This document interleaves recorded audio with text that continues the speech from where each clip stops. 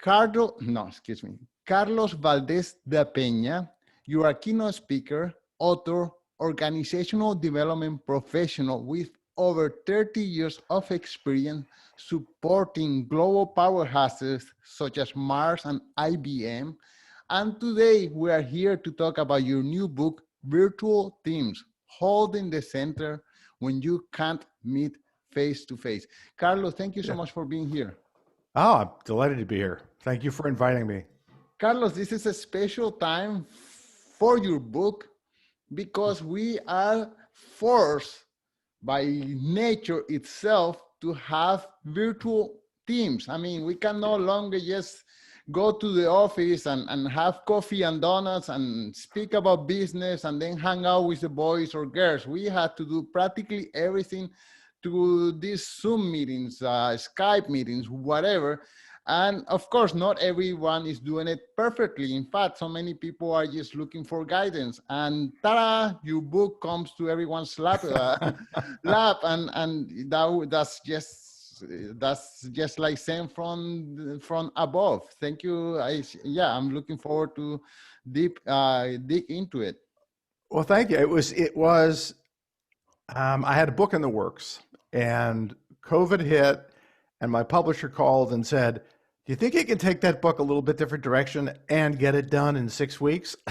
So I said, "I think that's a good idea. I'll try that." So it became part of a series of books on resilience, really meant to help people through these times, whether it's with meetings or how they're thinking or how they're feeling.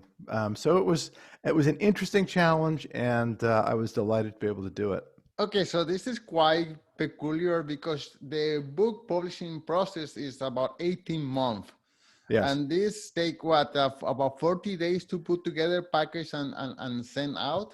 I think from the time I had that conversation to the time it was published went roughly February, could it be February? Probably no, more like March, the middle of March to the middle of May. So wow. What is March, April and May, 2 months.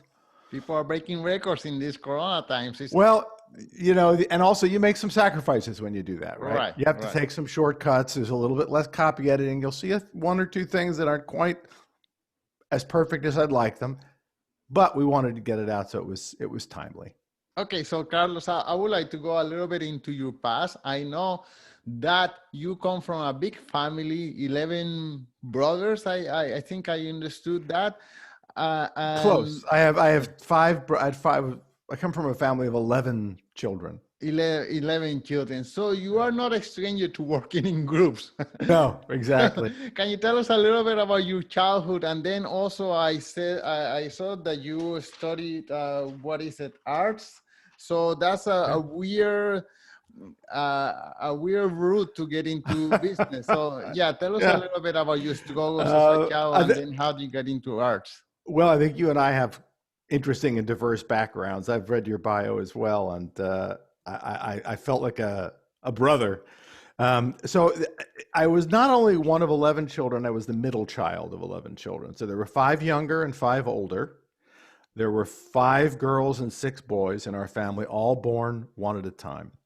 And so all different ages. And as the middle child, I had to do a lot of keeping everybody happy, right? The older ones, the younger ones, I wanted to feel connected. There were little subgroups within the big family, and I was the subgroup I was a part of. No one called it a subgroup, of course, but I was one of the 3 little boys. There were the 3 big girls, the 2 big boys, the 3 little boys, the 2 little girls, and then there was the last child, Peter Paul, who was just all by himself at the end there.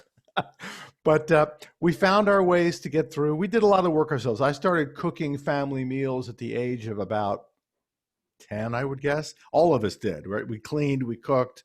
We had to help out. There was no way we were going to get through life. Both my parents worked. And so I grew up fending for myself, looking after others. And the other part of this dynamic was early in my life, my parents would want to go out for an evening to wherever, to dinner or something. And the assignments were the oldest child took care of the youngest, the second oldest took care of the second youngest, third oldest, third youngest. By the time I got to the middle child, there was nobody left. So I got pawned off to somebody else who had to do double duty. It was a special place to be a middle child, and it taught me a lot about getting along and getting things done with others and surviving, because it wasn't Okay, so easy. you're already learning how to read people, how to get along. You have no choice. And then how do you get into what is a Master of Fine Arts? Is that Oh, that was right. you wanted to be an artist? No, well, arts broadly speaking, I was in the performing arts. I was an I see. actor. I was an actor. Um, Frankly, look, if I could have, if I was any good at mathematics, I probably would have done something there. Or I was no good at math or science. I had a talent for getting up on stage and being heard across the footlights. So I went that way. I got a master's degree. My goal was to teach ultimately. I didn't want to be a professional actor. That life didn't appeal to me. I tried it for a while and I was right. It didn't appeal to me. But my desire was to be a professor. Both my parents were professors. And I never thought about it. I just sort of took for granted that was the life I would lead. That didn't work out for a bunch of reasons. It gets very complicated. But I ended up, my second love was photography. And I ended up in the photography business in New York City before the internet was a thing.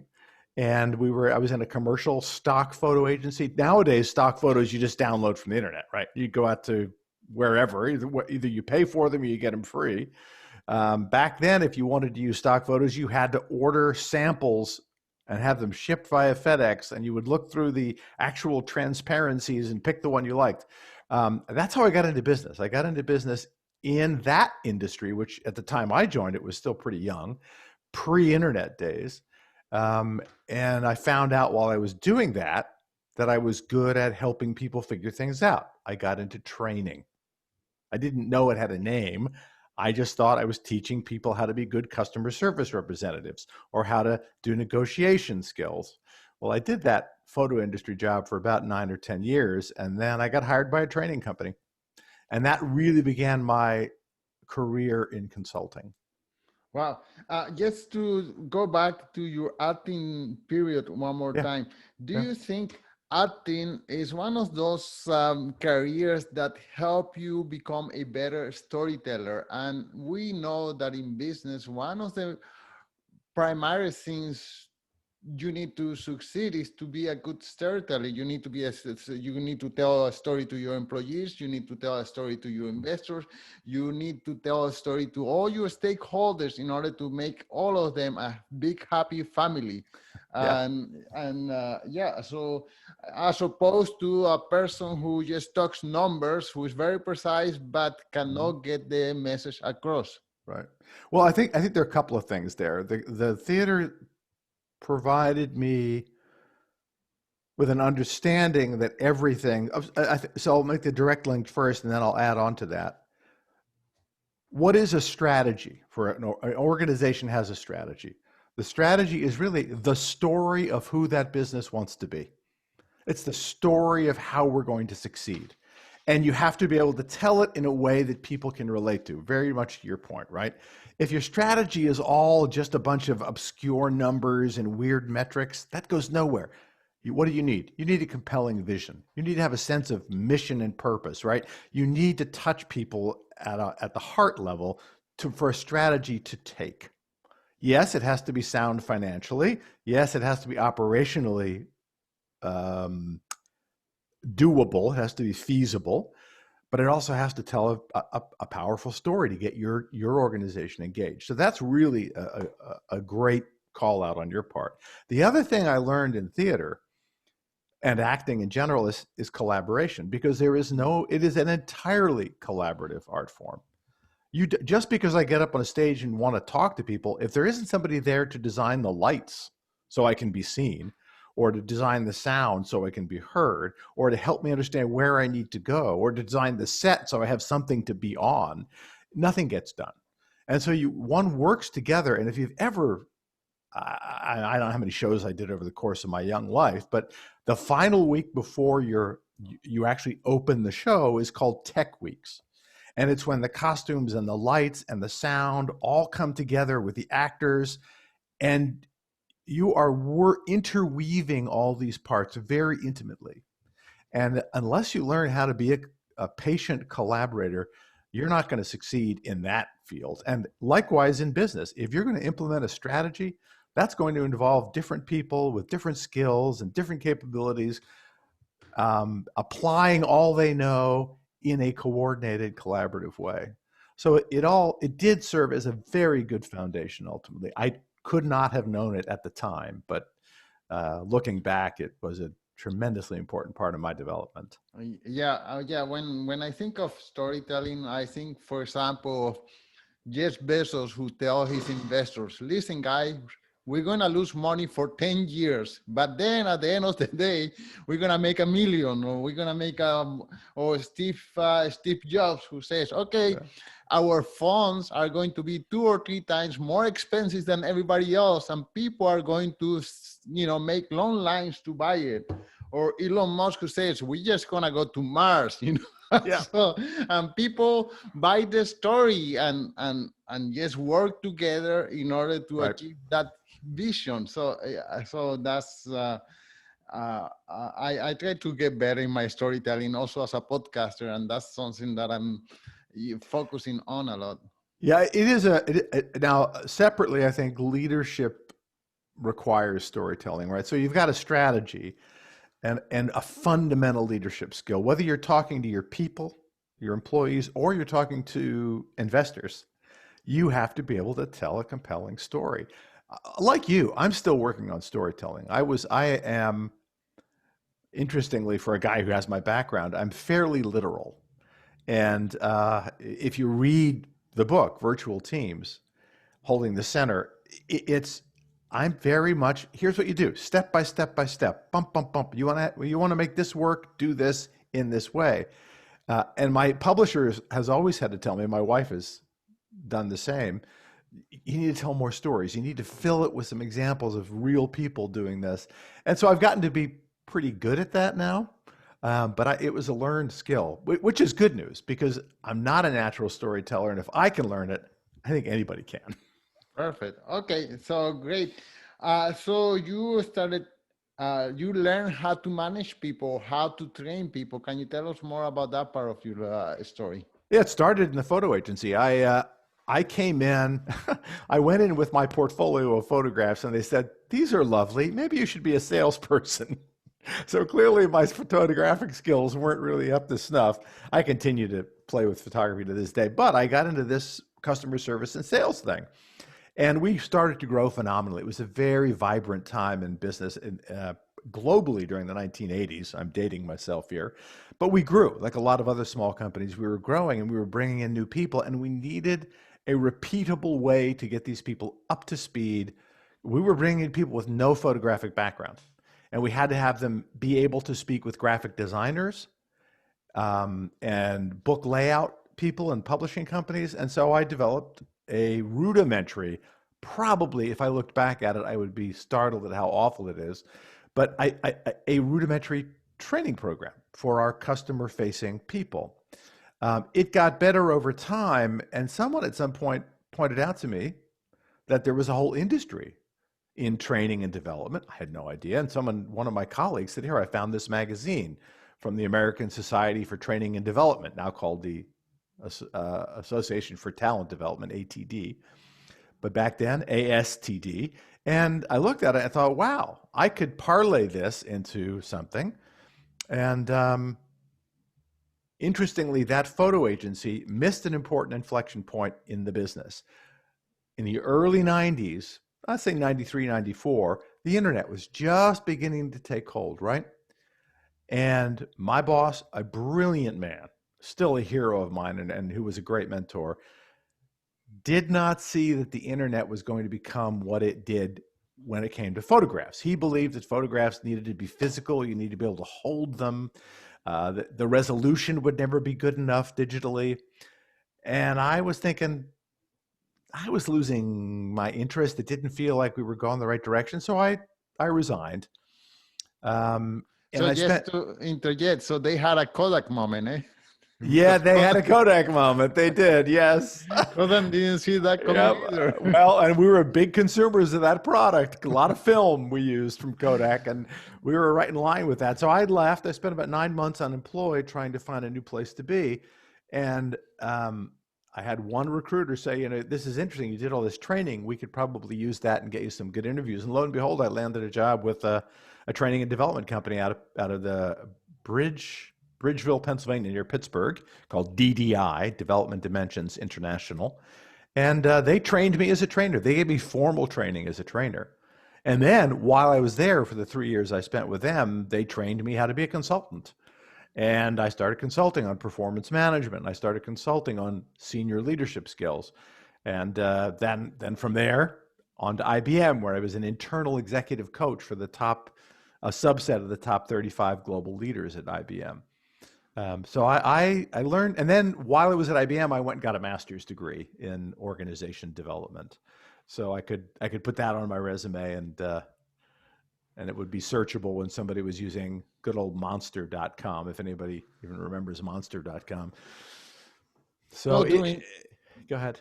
During this time, are you already independent or are you an employee? No, I was an external consultant with DDI.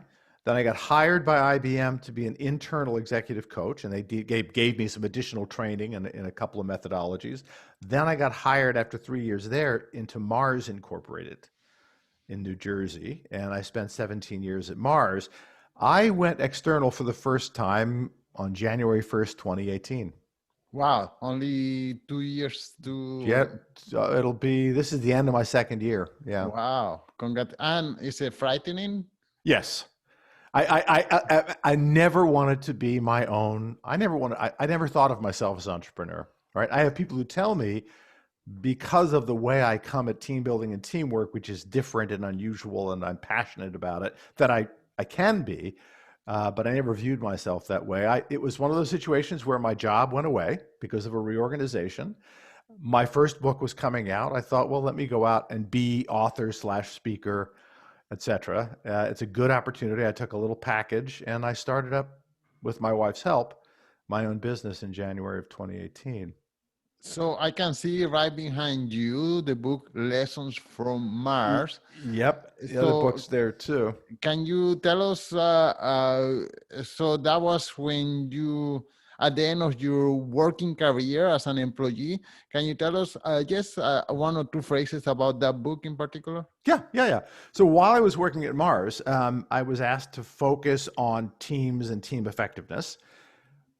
We were using a tried and true methodology, and what I had studied in graduate school, but what other consultants working with Mars were using. I adopted that accepted methodology, and I frankly thought it wasn't working very well. And when Mars said, "Hey, we need you to develop some team effectiveness training to go into our management training programs," I said, "I'm happy to do that, but I really don't know what to turn to because nothing I've been using really works very well." And one of my dear colleagues, a woman named Vidula Baal, said, "You should look at all the teams you've been consulting to in Mars. Look at the data you've collected from them. Maybe that'll help you." And I thought that was a crazy idea, but it turns out it was a brilliant idea because it led to some insights that around which we built a bespoke team framework for Mars, and that became the heart of that book you see behind me, Lessons from Mars. And how much disparity there is between what you learn at your master program at school and the real life organizational theories and application? I think the critical thing is I'm still doing some of the things I did with that older way of thinking about teams. It's all about where you start for me. And conventional team building starts with relationships. The theory being, or the implicit theory is, if you and I know each other better and get along better, we will collaborate better. What I found was I'd help people get to know each other better using things like personality tests, Myers-Briggs, for example, or DISC. They would get to know each other better, but they still weren't collaborating very well. They still tended to default to doing things by themselves. And so what we had to do was find a way to engage these really talented, individually motivated people in a way that would point them towards the collaboration we needed. So rather than enter through the relationship door, which is how I talk about it, we entered through a door of defining collaboration as just one more thing on your list of stuff to do. The way I talk about it is we make collaboration just another thing to be achieved. Because what we were seeing was all these very high achievement folks in our companies, they'd say, yeah, I get to know Carlos or Alan better. I get to know these people better, but I've got my job to do. My boss is holding me accountable for this project. So yeah, nice to know you, but let me get to work on my stuff. How could we make the shared work feel that compelling and that interesting to somebody who's really driven to achieve?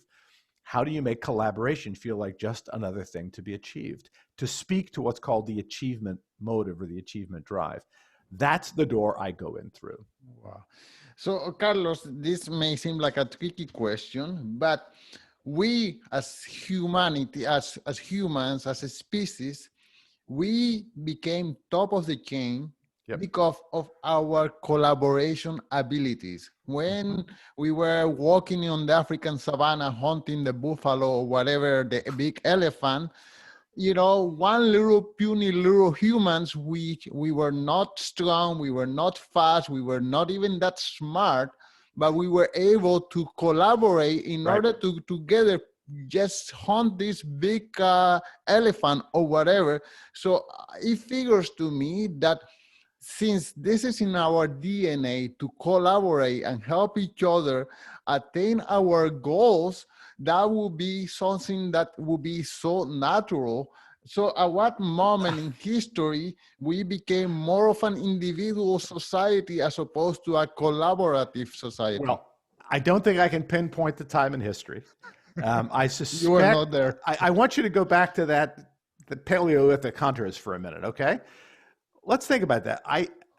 It's my best guess that those hunting parties with their bows and arrows and spears, and they would use sticks to chase these animals. You see this in the cave paintings, right?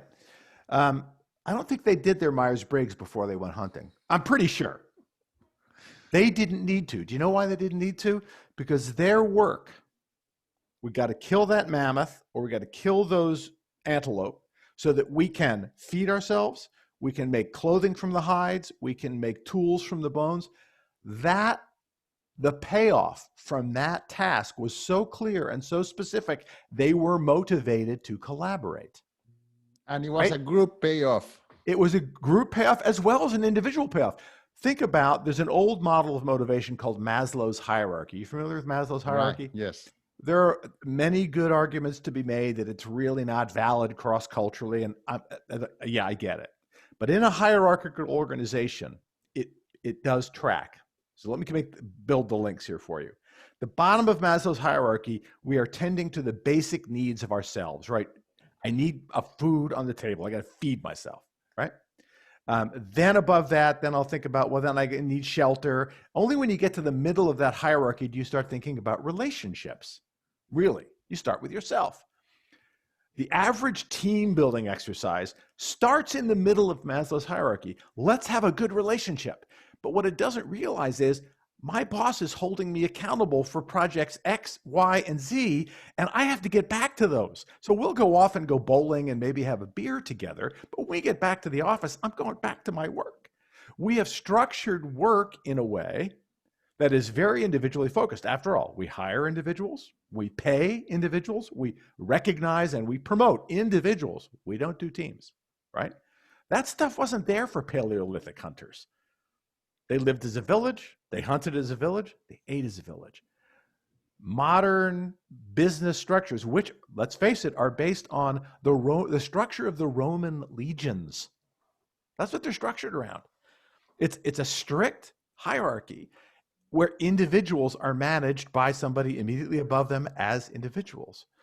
So we departed from that a long time ago. People will collaborate if their boss is standing there saying, you collaborate with him and you do this and you do that. The world today moves too fast for that. We can't have our manager micromanaging our collaborative efforts. What we have to do is structure the work in a way that it talks to people and inspires collaboration, just the way you structure the work, which is really what Lessons from Mars is about. How do you structure the team and the work so that people understand where collaboration matters and where it doesn't, and why it will put food on their table? Wow. Yeah. Right? Yeah. Okay, this makes me think of a quote, and I'm sure I'm not going to say it properly, but it goes like that. Walk by yourself, you walk faster. Walk with a group, and you will walk longer. Right. So yes, if you want to achieve goals that are, I don't know, distance in the future, you just have to do it through collaboration. Right. Well, and to do that, you need to figure out what requires collaboration, who's going to do what with whom, do some roles and responsibilities work. What most teams need to get far more specific about their collaborative commitments and accountabilities. Typically, companies talk about teamwork in a very generic way. Think about the posters people put on their walls. I love to make fun of these things. The big poster with the rowers at sunset that says teamwork across the top. We treat teamwork as an attitude. I approach teamwork and collaboration as a specific way to get your deliverables taken care of. Wow. Okay, so now you're on your own and you decide to write this second book, Virtual Meetings. Yeah. Can you tell us what's in the book? What Yeah. can we expect to find there? Well, what I did in the book, Virtual Teams, is I took the Lessons from Mars book, and Mars is a global company, now 130,000 people, I think, 140,000. And we were always working remotely. Almost no team I knew was in the same time at the same place, except when we would do big offsites. So I had a lot of stories about teams working remotely. And also, I'd had to adapt these techniques that I talked about in Lessons from Mars. I'd had to adapt them for practical purposes to virtual teams. And I went back to my notes and back to some of the stories I had about teams who had used these tools from Lessons from Mars. And I borrowed from that experience. And I said, look, I've skinnied this down. The first book was over 400 pages. This book is under 100, the Virtual Teams book. And I just said, I'm going to give you one for each of the practices of collaboration. And there are 6 practices I talk about. For each of those practices, I'm going to give you one tool you can use that's been proven to work in a virtual setting. And that's what it is. This book is a user's guide for teams that want to be effective together. And it's not just about meetings, right? It's about getting work done virtually. Right? That's all I care about. If a meeting isn't about getting work done, I don't even want to go to that meeting. Wow. That's a boring meeting. Okay, and so you said that it talks about 6 practices. Can you mention 2 or 3 of those practices? Yeah, well, let's talk about, there are 3 big, what I call imperatives to effective collaboration: clarity, intentionality, and discipline. Clarity is the thing I've talked about already. Specifying the work that will be required to be done collaboratively in order to deliver against your strategy. Okay, so the clarity imperative, the first thing you do is you look around you and say, okay, what is the strategy? What is the organization asking of us as a team? Right? What are the expectations of external stakeholders, including customers, by the way, right? After you do that, you clarify your strategic context. Then you say, if that's the case, if that's the role we're being expected to play, what's our collaborative purpose? Who do we need to be as a collaborative unit? Now, this is a little tricky, but it's very much about tapping into that emotional part of a person that a story does. We're being asked to deliver these wonderful products or these marketing ideas or these financial reports. Why is that meaningful for us as a collaborative unit? So we talk about inspiring purpose. And then once you've done that, then you got to get down to brass tacks and say, okay, so if that's the strategic context, and here's the collaborative value we think we can bring to this, what's the specific work? What is the specific work that we will do as a collaborative body? What is the specific work that subsets of us will do? We don't all need to be involved in everything. Maybe just 2 or 3 people need to work on some things, and every bit is important. What's the work that we're going to leave to good, talented, capable individuals to do? where we don't need teamwork. The places you don't need teamwork are every bit as important as the places you do. And you need to know the difference. And are they, are, I assume they are, but companies that are applying this different or more forward thinking way of collaboration and doing meetings? Yeah, there are. So what's important is I made what I thought was I didn't know it at the time. I thought this is a discovery about team effectiveness. Well, other people have come to the same conclusions, but from different angles. And I know a number of these very fine people. I try to stay in touch with people in academia and other consultants. So there are lots of organizations doing collaboration in a way that starts with that kind of clarity about collaborative intent. They may call it something else. Now, so I'm not alone. Mars certainly does this. People who've left Mars are using this framework at all kinds of brewing companies, coffee companies. It's all over the world. And some people are doing it, as I say, using a different model or framework, but with the same basic ideas. What I've just described to you is the foundation of good teamwork. It doesn't mean we won't work on relationships. All that stuff you do with Myers-Briggs, you can do that. But if you don't link it to the specific work, it's not going to do you very much good, which is the difference that the approach I take and others working in similar ways take. We start with the work, meaningful work that requires collaboration. Then we talk about trust and relationships. And then the last piece is, once you do all that, then let's talk about what does that mean for how we meet and how we make decisions. Wow. Okay, all this sounds good in theory, Yep. right? But how about when we have to collaborate with people we don't like? Let's say in my office there is two people who are, and we just had an election. So, and these have been so divisive in the US, and now people who voted for Trump hate people who voted for Biden and vice versa. So, and then these people have to work together to get the project going. How do they manage to put away their differences and just focus on what they have to do? Well, let me give you some general guidance. Look, there are going to be times when there's somebody at your office you just can't stand. I've been there, right? And yet you have to work together. Right. And sometimes you can't overcome it. But let's talk about in general.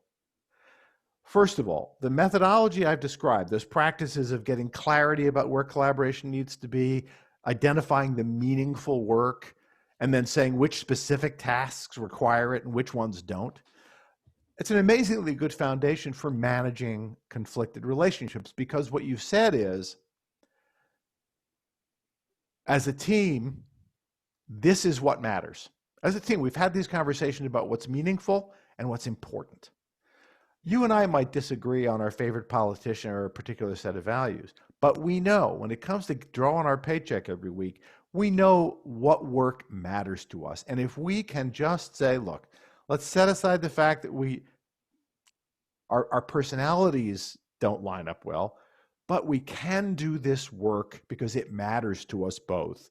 Let's right up front, if we want to do it, you're a big extrovert and I'm a big introvert. Let's just have some understandings right now about how we manage those differences in the service of this bigger, more important work we've all agreed is what matters. When you have a foundation of meaningful work that is shared, it becomes a lot easier to have those conversations about how do we manage our personal differences, because we have a foundation of shared meaning. That's step one, and I think that's broadly applicable. It doesn't mean you're going to like everybody. You won't. But if you've agreed that the work is powerful and that your role in doing that work is important, it's a whole lot easier to manage other differences around it. Wow, that sounds great. One last question. So we are now living through virtual meetings, and some of us are suffering from, I think the new term is Zoom fatigue. Yeah. I mean, we just cannot stand one more Zoom meeting, which is essential in many times. But at the same time, some of these Zoom meetings are not essential. So how does the group counterbalance all these pulling forces of what's essential, what's not essential? How do we stay engaged? And Well, I said earlier, if a meeting isn't about getting work done, then I don't want to go to that meeting. right. If a meeting isn't about getting work done, don't have it. Please. Don't have it. And if you only need 3 people to get the work done, only have 3 people on the Zoom call, right? And if it requires 8 people, great, then bring your 8 people, but keep it short, right? Do a lot of pre-work, be really clear about what you want to accomplish in the call, and then keep it as short as you can. I don't want to in any way disrespect the social aspect of Zoom. People use Zoom for virtual cocktail parties. I certainly use it in my own very large family. It's interesting that we were talking about my family just this past Saturday or Friday. 9 of the surviving 10 kids got together on a Zoom call, right? And it was really very, very special. It only lasted an hour. But that kind of social stuff, people should keep doing that, right? But that's not going to be for everybody. Some people will hate that. Then, they only need to stay 5 or 10 minutes. So yes, use it for the social stuff. But if there's not real work getting done, don't bother. And I talk about that in the book. Your ways of working around meetings should be focused on work that's meaningful for everybody, that includes everybody, and that can be tailored to be done in a virtual setting. Then people will stay engaged. They'll stay interested. They'll stay off their phones, right? They won't be texting in the background because they're going to be so busy getting real work done. Right. Okay, Carlos, this has been fantastic. The last question, could you please reach behind you, get your book, Virtual Meetings, and flash it and tell us where we can buy it? Yes, where we can buy it. The light makes it hard to see. Well, it's available wherever you like to get books. It's available through Amazon, certainly through Google Books, and it's called Virtual Teams, Holding the Center When You Can't Meet Face-to-Face. Right. It's in paperback, and I think it's $4.95. You can also get it in Kindle. Of course, you can visit my website too. I think I have links there that work. But you can go through my website, carlosvdapena.com, and learn a lot more about my book, about my speaking, and read some of my blogs. Thank you, Carlos. This has been an amazing conversation. Well, this has been really a privilege and an honor to get to talk about this. You can see I'm passionate about it, and I love every opportunity I get to share this with people. I'm trying to ignite a quiet revolution in team building, and this helps.